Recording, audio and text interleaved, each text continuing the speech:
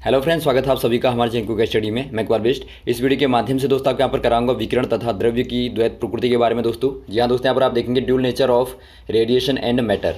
दोस्तों यहाँ पर देखिए, ये आपका फिजिक्स का बहुत ही महत्वपूर्ण टॉपिक है दोस्तों, भौतिक विज्ञान का बहुत ही खास टॉपिक है। इसके आधार पर बहुत सारे क्वेश्चन आते हैं, तो आप हमेशा की तरह दोस्तों यहाँ पर आज भी एक टॉपिक देखेंगे महत्वपूर्ण वाला, और इसको आप दोस्तों तैयार कर लेंगे। और देखिए दोस्तों, शुरू करने के बारे छोटी सी एक दरख्वास्त भी करना चाहेंगे। यदि आपने हमारे चैनल को सब्सक्राइब नहीं किया दोस्तों अभी तक, तो प्लीज़ हमारे चैनल को सब्सक्राइब कीजिए और बेल आइकन को प्रेस करना ना भूलिएगा दोस्तों, ताकि हमारे वीडियोस की नोटिफिकेशन आपको प्रथम प्राप्त हो सके। तो आइए शुरू करते हैं दोस्तों, आराम से आप देखिए, और एक कॉपी और पेन आप जरूर निकालेंगे दोस्तों, ताकि आपको जो भी यहाँ पर फॉर्मुलेज मिलेंगे, जो भी दोस्तों आपको महत्वपूर्ण बिंदु मिलेंगे, उन सभी को आप नोट करते रहेंगे। तो आइए शुरू करते हैं। पहला क्वेश्चन देखता है दोस्तों, आपको यहाँ पर देखिए, किसी धातु का कार्यफलन आपको दिया Hc/λ0 है। इसके पृष्ठ पर लैम्डा तरंगदैर्घ्य का प्रकाश आपतित होता है, मतलब गिरता है। तो आपको बताना है दोस्तों, धातु में से इलेक्ट्रॉन उत्सर्जन करने के लिए, निकालने के लिए, रिमूव करने के लिए क्या कंडीशन होती है, क्या शर्त होती है। दोस्तों यहाँ पर देखिए, इसको आप आराम से देखिएगा। पहले आपको बताते हैं कार्यफलन क्या होता है। मान लीजिए दोस्तों, कोई धातु की प्लेट आपने यहाँ पर ली, अब इस पर कोई किरण आपतित होती है, मतलब मान लीजिए कोई दोस्तों ई एनर्जी की प्रकाश की तरंग आपतित होती है, गिरती है। तो इससे दोस्तों धातु की प्लेट से एक इलेक्ट्रॉन को निकालने में जितना भी कार्य होगा, जितनी भी ऊर्जा व्यय होगी दोस्तों, वही कार्यफलन कहलाता है, अर्थात वर्क फंक्शन कहलाता है। और इसे आप रिप्रेजेंट करते हैं दोस्तों W बराबर HV0 से। आप नोट कर लेंगे, जहाँ पर H दोस्तों प्लांक का नियतांक है और V0 क्या है, ये आपकी दोस्तों दहली फ्रीक्वेंसी कहलाती है, दहली आवृत्ति कहलाती है। अर्थात दोस्तों ये वो वाली आवृत्ति है जिसके माध्यम से इलेक्ट्रॉन उत्सर्जित होता है। तो आप नोट कर लेंगे। और वैसे ही दोस्तों, यदि आप तरंग दैर्घ्य की बात करें, इसी वाली वेव की जिसने एक इलेक्ट्रॉन को निकाला है, इसकी तरंग दैर्घ्य दोस्तों आपकी λ0 कहलाती है। λ0 का मतलब दोस्तों आपकी दहली तरंग दैर्घ्य हो जाएगी, क्योंकि लैम्डा दोस्तों आपका तरंग दैर्घ्य को रिप्रेजेंट करता है। जब आप 0 लगा देंगे तो आपका दहली तरंग दैर्घ्य अर्थात दोस्तों थ्रेशोल्ड यहाँ पर वेवलेंथ हो जाएगी। तो यहाँ पर देखिए, आपको पूछा क्या गया दोस्तों, आपको पूछा गया कि उसके लिए तरंग दैर्घ्य में क्या शर्त होगी। आपने देख लिया फ्रीक्वेंसी में, तो दोस्तों आपका V बराबर क्या होना चाहिए, V0 होना चाहिए। अब देखिए यहाँ पर यदि तरंग दैर्घ्य की बात करें दोस्तों, तो आपको पता होगा तरंग दैर्घ्य क्या होती है दोस्तों, V के इन्वर्स प्रोपोर्शनल होती है।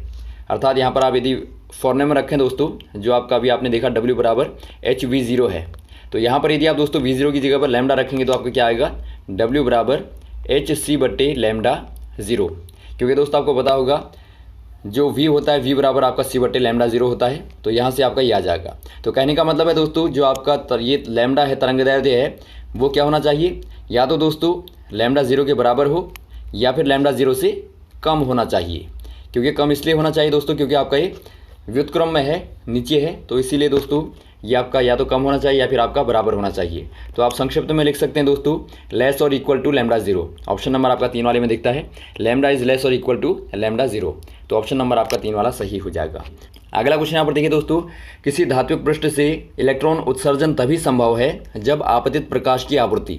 अब देखिए दोस्तों, जो अभी हमने बात की, ये जो आपका आपतित प्रकाश है दोस्तों, इसकी आवृत्ति अर्थात फ्रीक्वेंसी कितनी होनी चाहिए दोस्तों, निकालने के लिए इलेक्ट्रॉन को निकालने के लिए, ये दोस्तों या तो आपकी V0 के बराबर होनी चाहिए या फिर उससे बड़ी होनी चाहिए। तो इनमें से कौन सा हो जाएगा दोस्तों, दहली आवृत्ति की आधी होनी चाहिए, दहली आवृत्ति के 1/3 होनी चाहिए, या दहली आवृत्ति के कुछ कम होनी चाहिए, या दहली आवृत्ति से अधिक होनी चाहिए। यहाँ पर दोस्तों केवल आपको ऑप्शन नंबर 4 वाला मिलता है, इससे ज़्यादा होनी चाहिए।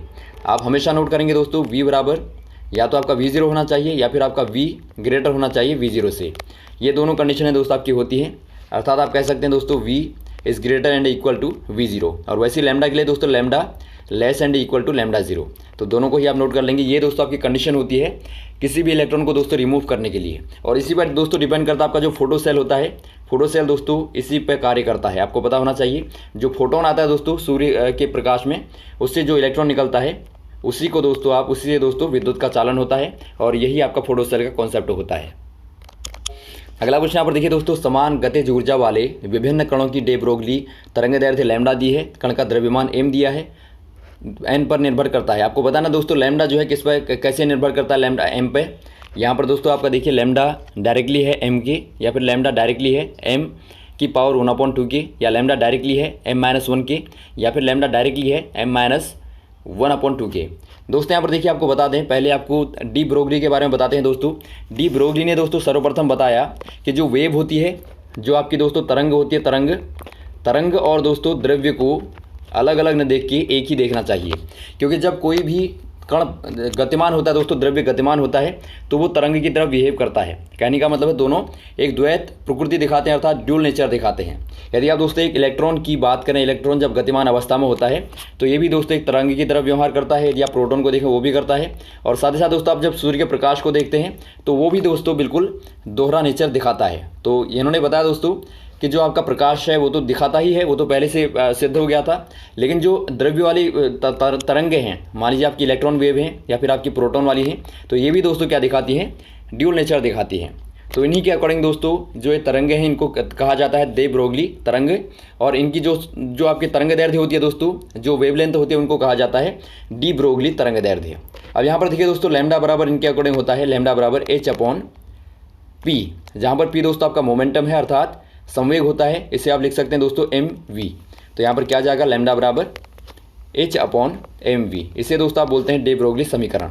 अब यहाँ पर देखिए दोस्तों इसके अकॉर्डिंग क्या है, लैम्डा क्या है दोस्तों, m के साथ में क्या संबंध बनाता है, लैम्डा आपका होता है इन्वर्सली प्रोपोर्शनल 1/m। यदि आप m को दोस्तों ऊपर ले आएँ तो ये बन जाएगा आपका लैम्डा प्रोपोर्शनल m-1, अर्थात दोस्तों माइनस की आपकी घात 1 लग जाएगी ऊपर लाने पे। तो ऑप्शन नंबर आपका 3 वाला सही हो जाएगा।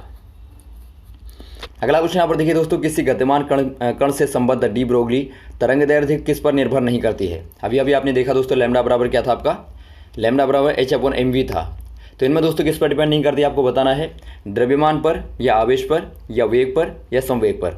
ये दोस्तों आपका यहाँ पर हो जाएगा आवेश पर, क्योंकि आवेश का यहाँ पर देखिए कहीं पर भी आपको नहीं दिखाई देता, लेकिन आपका यहाँ पर देखिए द्रव्यमान है, वेग है, संवेग है, तो तीनों पर डिपेंड करती है लेकिन आवेश पर डिपेंड नहीं करती।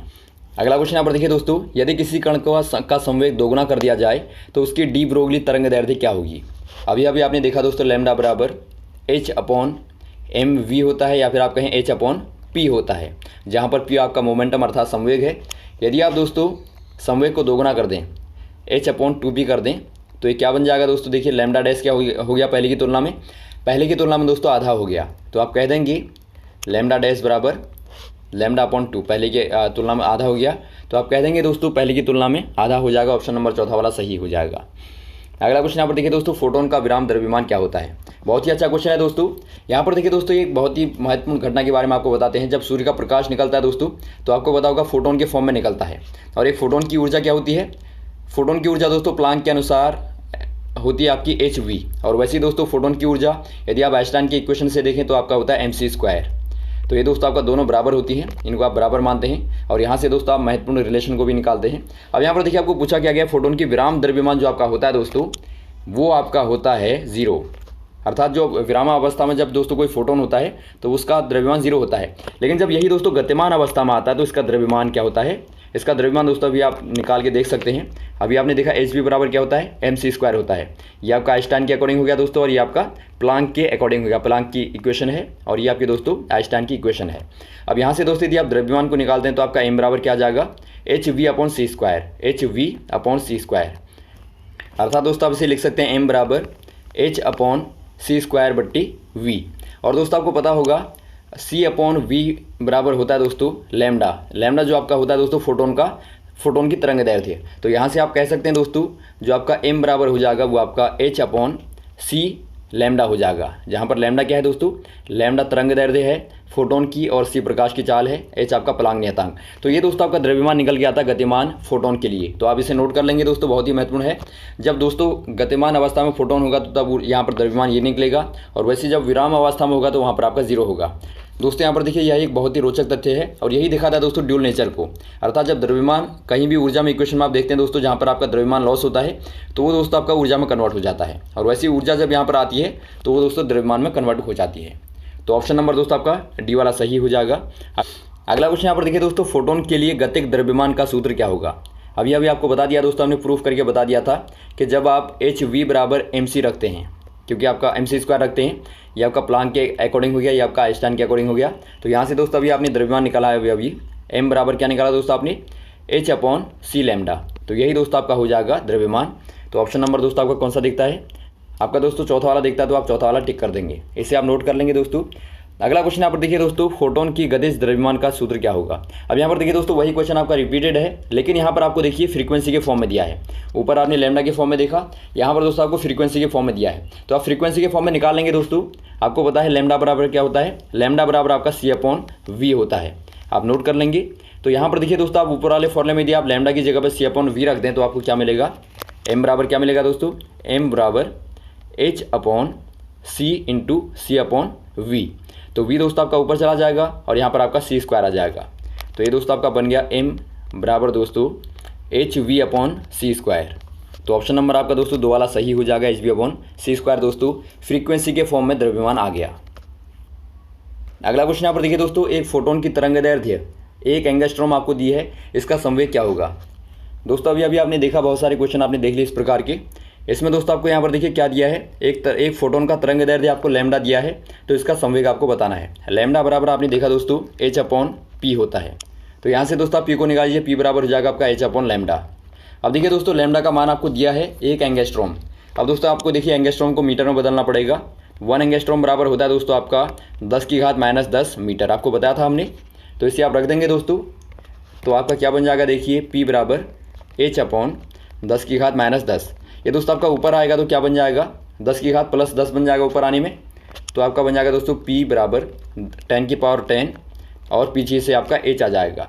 तो ये दोस्तों आपका संवेग आ गया। तो ऑप्शन नंबर कौन सा दिखता है दोस्तों, ऑप्शन नंबर आपका तीसरा वाला दिखता है, तीसरा वाला आपका सही हो जाएगा। और यहाँ पर देखिए दोस्तों, यदि आपको प्लांक नियतांक का मान रख के दिया होगा तो यहाँ पर आपको पता होना चाहिए दोस्तों, प्लांक नियतांक का मान होता है H बराबर 6.67 गुणा 10⁻34 34 जूल सेकंड में आपका होता है। तो ये दोस्तों आप नोट कर लेंगे। यदि आपको यहाँ पर देखिए H का मान रख के दिया रहता है या फिर आपको बहुत बार न्यूमेरिकल में पूछा जाता है, तो ये दोस्तों आपको वैल्यूज़ पता होनी चाहिए। तो दोस्तों ये रहा आपका प्रकाश का ड्यूल नेचर वाला टॉपिक दोस्तों। उम्मीद आपको अच्छा लगा होगा, समझ में आया होगा। यदि आपको वीडियो अच्छा लगा हो दोस्तों, आप जरूर लाइक करें, शेयर करें, सब्सक्राइब करना ना भूलें दोस्तों, ताकि इस प्रकार की वीडियोज़ आपको लगातार मिलते रहें। और दोस्तों साथ साथ हमारे साथ भी बने रहें। Okay, thanks. जय हिंद, जय भारत।